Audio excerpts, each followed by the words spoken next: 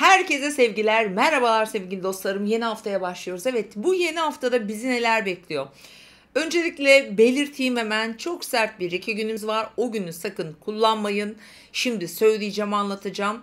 Hatta Güneş artık Kova burcuna geçti. Tam pazar akşamı ve önümüzdeki bir ayda Kova burcunda. Şimdi Güneş Kova'ya geçince ne olur? Kova nedir? Yenilik burcudur. Girişim, heyecan yaratır bizde. Teknolojiyle çok alakası vardır. Astrolojiyle çok alakası vardır. Sosyal ilişkilerimizle birebir ilintili bir burçtur. Demek ki ne olacak? Bu hafta itibariyle çok sosyalleşiyoruz arkadaşlar. Arkadaşlar, sosyal çevremiz, yenilikler, yeni başlayacağımız, duyacağımız hatta konular bizi çok heyecanlandıracak. Ar-Ge yapmak, kendini geliştirmek, işini geliştirmek, sosyal ilişkilerin sayesinde bazı yeni ve fikir projelere çok açık olacağımız inanılmaz güzel aslında. Fakat bu hafta biliyorsunuz Plüto da Kova burcunda. Hemen pazartesi itibariyle evet, bu arada Ay Terazi burcunda ikili ilişkilerle başlayacağız haftaya. Salı günü Ay Akrep burcuna geçer ve o Güneş ve Plüto Kova burcunda kavuşur. Ay oradan onları Akrep burcunda kare yapar. Akrep burcunda biliyorsunuz Mars Yengeç burcunda retro ve gökyüzü biraz sertleşir. Ne olur? Bu sosyal dediğimiz toplumu ilgilendiren, toplumsal konuları ilgilendiren alanlarda bir takım zorlanmalar yaşayabiliriz. Bireysel anlamda neler yaşayacağız onu da söyleyeceğim şimdi.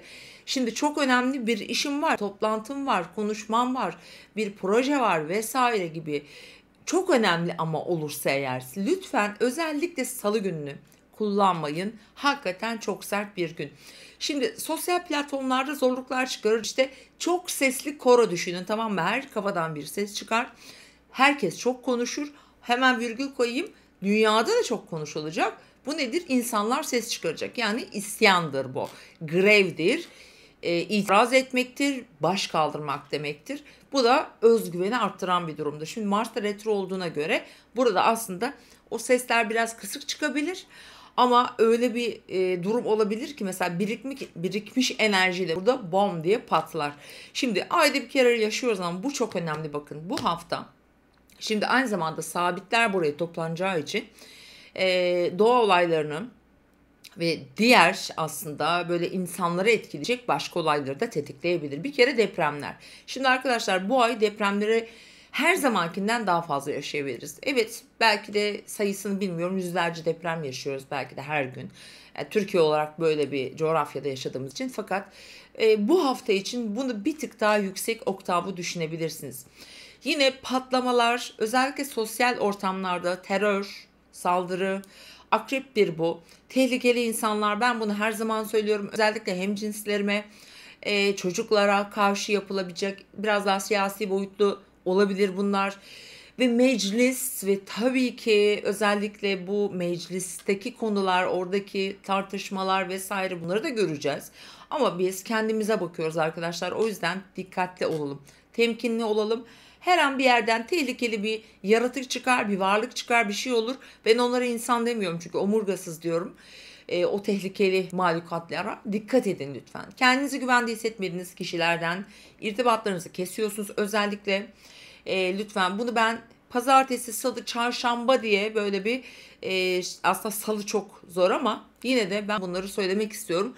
Dikkatli olunuz. Çok önemli konular içinde dediğim gibi salı gününü kullanmıyoruz. Bakın salı günü size anlatayım arkadaşlar. Şimdi Ay Terazi burcunda olacak. Bu arada sabah 07.31'de boşluğa girecek ve akşam saat 19'a kadar 19.19'a kadar hatta düşünebiliyor musunuz? Neredeyse gün boyu Ay Terazi burcunda ve boşlukta olacak. Aslında girişimler için, başlangıçlar için, işte bir sonuç beklediğim bir iş için hiç de tavsiye etmiyoruz. Yani zaten Ay boşlukta. Ama üstüne üstlük tam saat 3.30 sıralarında işte Güneş Plüto ile kavuşuyor. Ne oluyor?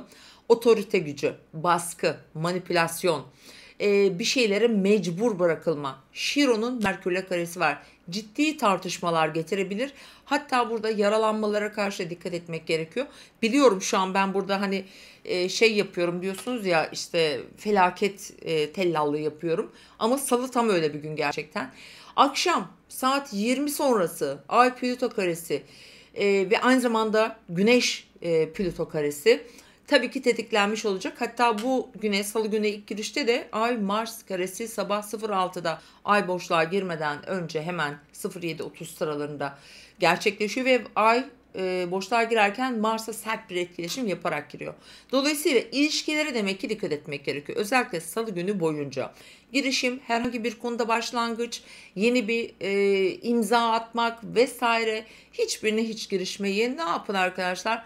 Perşembeyi takip edin. Bakın, çarşambaya bakıyorum, sakin bir gün. Para, maddi konular, finansla ilgili konular, ödemeler, banka, kredi, özellikle bankalar ve para piyasaları, özellikle finans konuları ve tabii ki bizim ülkemizi ilgilendiren bir dönem. Çünkü Akrep Burcu'yuz. Çarşamba, Perşembe, Cuma saatlerine kadar, sabah saatlerine kadar Ay Akrep Burcu'nda, demek ki bizim ülkemizde de ilgilendiren, özellikle de belki parlamentoyu ilgilendiren konularda, devletle ilgili konularda bir takım gelişmeler, kararlar, açıklamalar ve ekonomiyi ilgilendiren konuda olacağını söyleyebilirim. Şimdi Perşembe günü çok güzel bir gün gibi gözüküyor.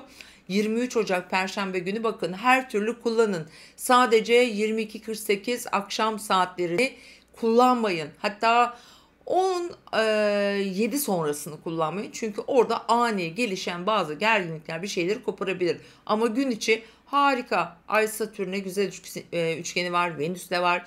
Gün ilk yarısı.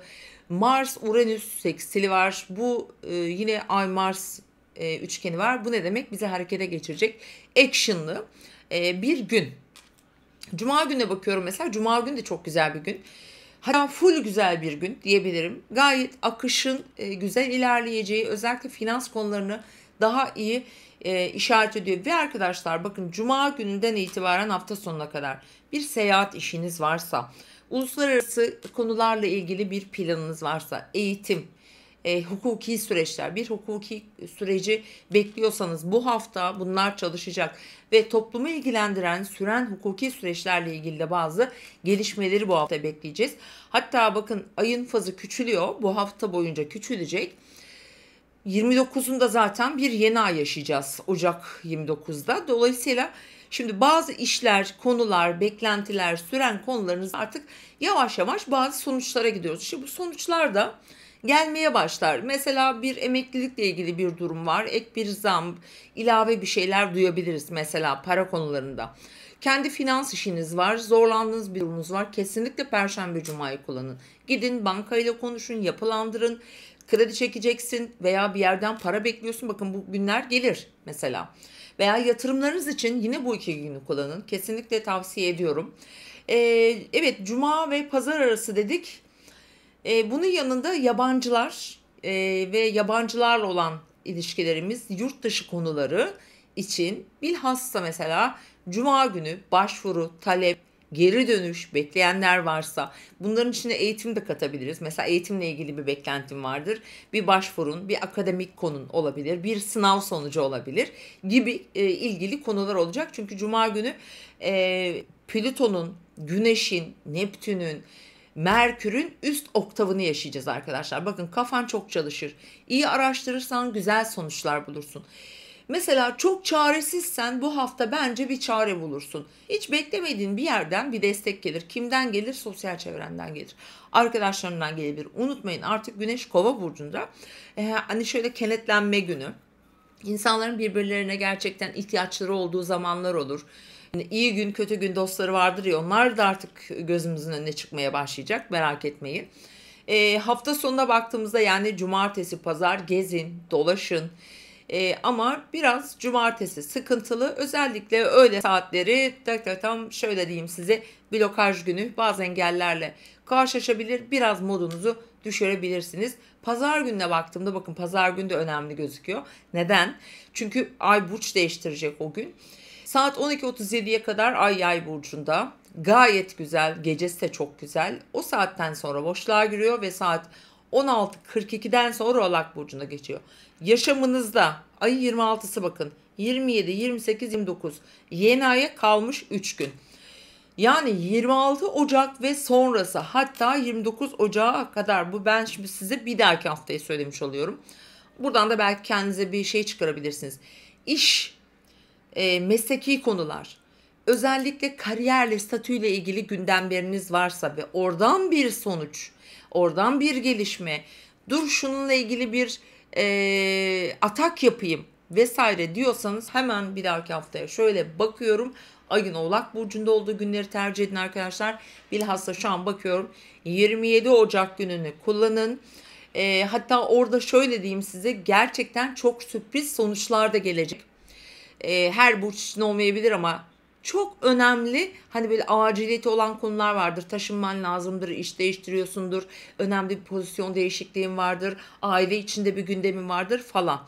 Bunlar 27-28 Ocak günleri sonuçlanabilir. Zaten 29'una geldiğimizde müthiş bir yeni ay arkadaşlar. İşte dedim ya size, yepyeni bir çağa girdik ve giriyoruz. Çok önemli günlerden geçiyoruz.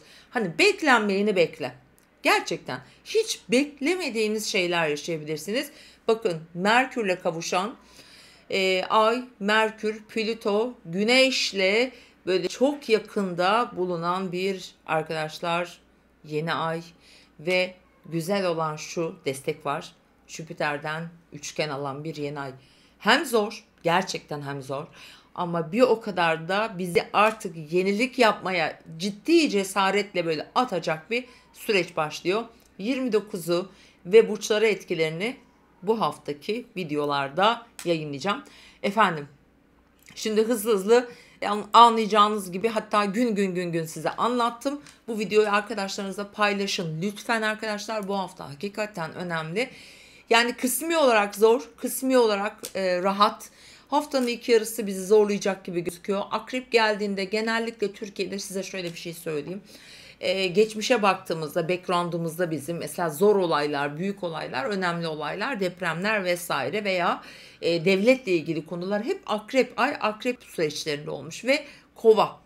Şimdi Akrep Burcu ülkeyiz. Kova bizim için yani Plüto Kova, Güneş Kova Türkiye için çok önemli ve gerçekten sıra dışı şeyler bekliyorum.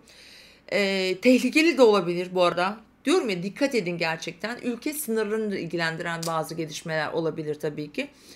Ama biz bireysel olarak ne yapıyoruz? Kendimizi koruyoruz, sevdiklerimizi koruyoruz, sağlığımızı koruyoruz. Etrafınızda sevdiğiniz arkadaşlarınız, güvendiğiniz insanlardan fikir alıyoruz. Kesinlikle bu alanda çok önemlidir.